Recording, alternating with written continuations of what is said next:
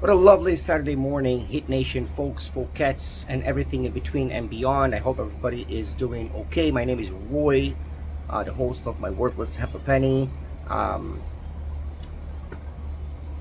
yeah, I don't know what exactly to say. I wasn't going to record this video. I'm not in a very good position right now to do it because I'm alone with my son. My son is there watching TV. He promised it was going to give me a couple of minutes here. I wasn't even going to record this video because the truth is, again, Western games that end so late, they just make everything complicated. But I just decided this one I'm going to record and not post. So I have a few things, a few observations. First of all, the Nuggets, in my view, are always a scheduled loss. So as much as I'm angry, I also have to put that into perspective. That's number one. Number two, as very well pointed out, by Locked on Heat, right?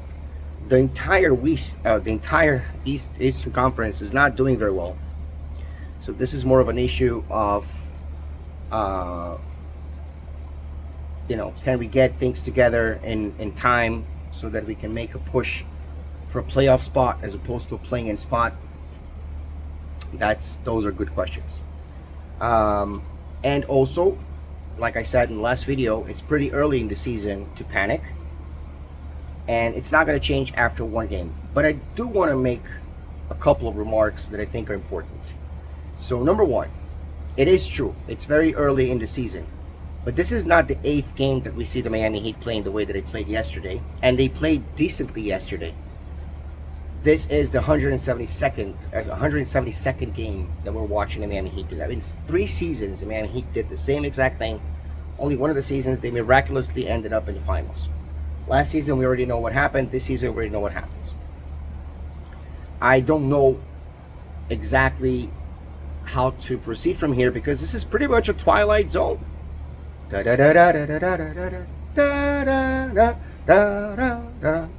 We need to get Herro some help. Trade Jimmy. Get Bam off my team. This is what's happening. Bam scored 20 points yesterday on 7 of 18 field goal attempts. Field goals made. Herro had 10 of 21. Herro is not only not the problem, but he is consistently the only baller in the team. I'm just going to go ahead and say it. The most worrisome part is the scheduled injury by Jimmy Butler.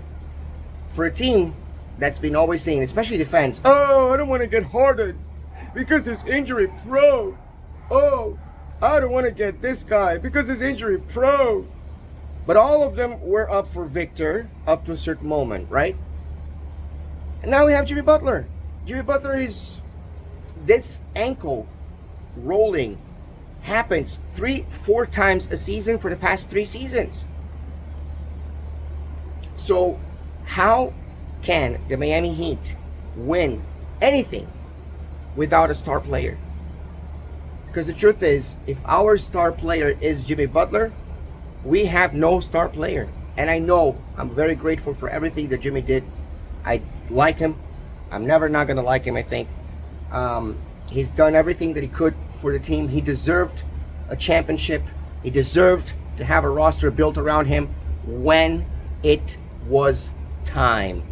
It's no longer time. And our rising star has scored 2 in 8 games over 20 points. Yesterday and the game against the Wizards. We are, in offensive efficiency, we are 113.3, which means we're in 10th. But in field goal percentage, we are 52.5, which is 23rd. In pace that we're supposed to increase in the offseason, we are 26th. In turnovers, great, we're only 4th. Whereas we are 12th in defensive turnovers. Offensive rebounds, we are 14th. Whereas we allow 27, we provide 25, we're 24th in that area. 3-point percentage, we are 4th, 39.3%, but we allow 54.3% 3-point percentage. So we are 14th in allowing 3 points. And in free throws, we are 74.5, in the 25th place, and we allow 79% of the free throws, which is in 22nd place. The Heat is in the bottom in offense, in defense, in pace, in free throws, in so many things. I mean, okay, yeah, the three-point attempts were not so bad, but at the same time, we're not shooting at the same volume. And then we had Nikola Jokic yesterday at 61 point something percent.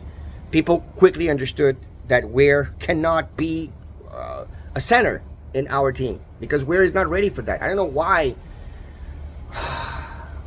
Miami Heat team frustrates me, but Miami Heat fans also frustrate me so much. I'm sorry, guys, you do, because you keep saying things that you just keep saying things. Like, you could do that, but be like me. Admit that you have no idea what you're talking about.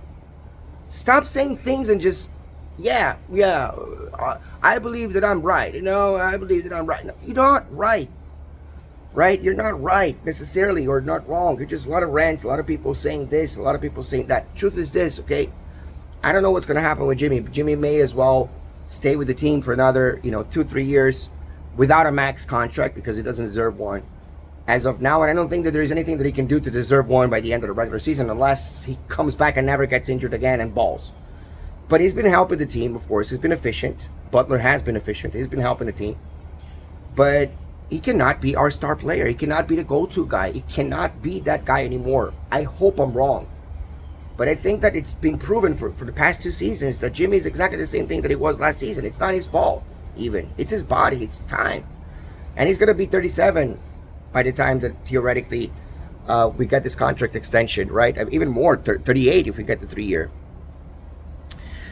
But I'm very frustrated. But not because of anything other than, if there was something to figure out also, Spo would have figured it out a lot better than this by now, and we haven't yet. I don't want to see Terry Rozier starting anymore. I want to see Highsmith starting. I want to see a starting lineup that is not the worst in the NBA. It was minus 42 before the game yesterday. I doubt that it just went lower, especially with Butler getting injured, but forget about that, right? But Butler getting injured, nothing like, but it's just so, it's like Harden getting injured. It's like Embiid getting injured. It's like Kyrie Irving getting injured. It's like Ben Simmons getting injured. It's like, that's going to happen. And it's going to happen a few times over the season. You just have to get used to it. We can't. But this is the team that we have. So again, what am I expecting? There was a scheduled loss. I expect to lose against Minnesota, but I'm not going to talk about Minnesota right now.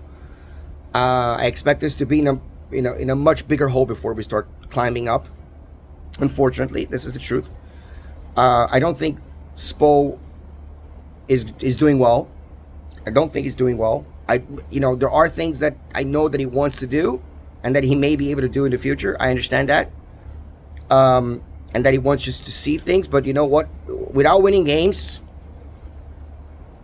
you can't tweak. Tweak when you have the luxury of tweaking. Stop tweaking. You don't understand. I'll tell you a little bit about myself, okay?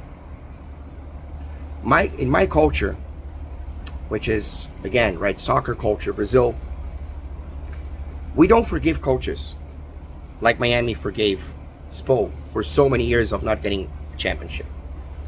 He's the best coach, in the league. A lot of people talk about him, supposed to be manager or coach of the year, etc., etc., etc. Completely understood. But sometimes you don't change coaches. You don't switch to another coach because your coach is bad. You switch to another coach because the coach is not getting this team right. I don't think that there is another coach that could do better, though. That's the problem. So I'm not going to go out and blame Spo. But in my culture, we don't forgive coaches like Miami Heat forgave Spo. In my culture, people don't go out for personal reasons. I can't do that in my job. Why is it that Kevin Love can do this in his? Fans literally control that situation in the sense that we are the ones buying the tickets, buying merchandise, watching. In this extremely and absurdly expensive streaming services. And we have no information about our players' injuries when they happen. We have no information about anything that is pertinent for us to understand what's going on. And then we have all these people like, okay, yeah, personal reasons. Personal reasons. I take my personal reasons off of work sometimes because I want to go and just like watch a movie. I'm sorry, man. I have a limit of those hours. Why is it that the NBA doesn't put a limit on the hours that people can take time, personal reasons time out? Like, I don't understand that. It just doesn't make sense to me. And obviously, there's another thing. Like, yeah, with this performance, you would start protesting immediately and you would start requesting immediate changes. But no, Spo can do whatever he wants, when he wants. It's okay. The organization doesn't have to say anything to us. We don't have like in Brazil, we don't have a federal court to arbitrate sports. So there could be cheating, there could be corruption, and the league is the only one responsible for doing its own investigation. So, no, this is completely unacceptable. I'm not saying that I condone, because I don't condone fans going and breaking stuff and breaking cars, and because that's what they do in Brazil. A guy doesn't go to work because he's quote unquote injured. For a month, people start breaking everything. Unless you tell me something that's happening right now, this is not your spa. You can't stay here rehabilitating. Get the hell out of my team. But no, here we have personal reasons for Kevin Love. Now he's not back for God knows when. And honestly, look, his mom died, his dad died.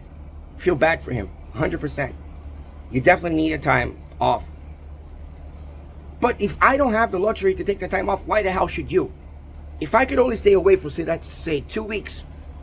My mother is terminal. She is going to go at some point. And hopefully not as soon. But she's going to go at some point. Do you think they're going to give me a month off of work?